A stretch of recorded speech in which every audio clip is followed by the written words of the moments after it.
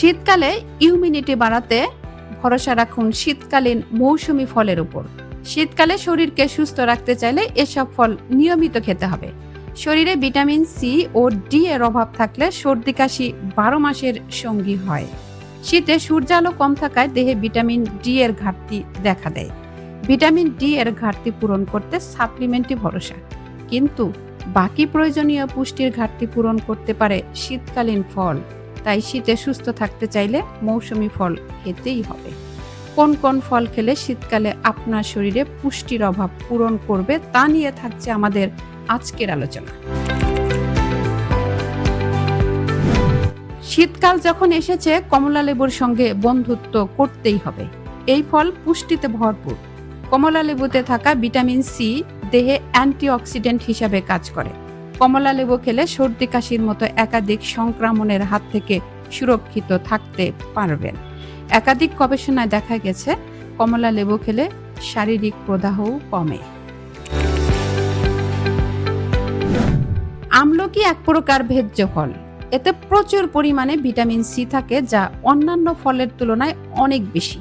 শীতকালে অনেকেরই সর্দি কাশির সমস্যা লেগেই থাকে, বিশেষ করে যাদের রোগ প্রতিরোধ ক্ষমতা দুর্বল। গোটা শীত জুড়ে তাদের খুসখুসে কাশি সর্দি বেশি হয়। এই অবস্থায় প্রতিদিন আমলকি খেতে পারলে ঠান্ডা লাগার সমস্যা থেকে মুক্তি পাবেন। রক্তকে পরিশুদ্ধ করতে, হিমোগ্লোবিনের মাত্রা বাড়াতে এবং একাধিক সংক্রমণের হাত থেকে শরীরকে রক্ষা করতে সাহায্য করে বেদানা। এই ফলের মধ্যে অ্যান্টি ইনফ্ল্যামেটরি উপাদান রয়েছে, যা রোগ প্রতিরোধ ক্ষমতা বাড়ায়। শীতকালে পেয়ারা খাওয়ার কথা ভুললে চলবে না। এই ফলের মধ্যে উচ্চ পরিমাণে ভিটামিন সি পাওয়া যায়। এছাড়াও জিঙ্ক ও ডায়েটরি ফাইবার রয়েছে। ইমিউনিটি বৃদ্ধির পাশাপাশি দেহে অ্যান্টিবডি গঠনে সাহায্য করে পেয়ারা। আজকাল সারা বছরই বাজারে আপেল পাওয়া যায়।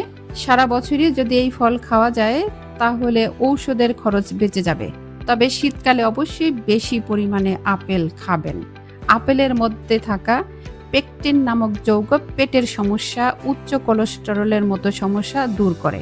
শীতকালে ফুসফুসের স্বাস্থ্যকে ভালো রাখে আপেল।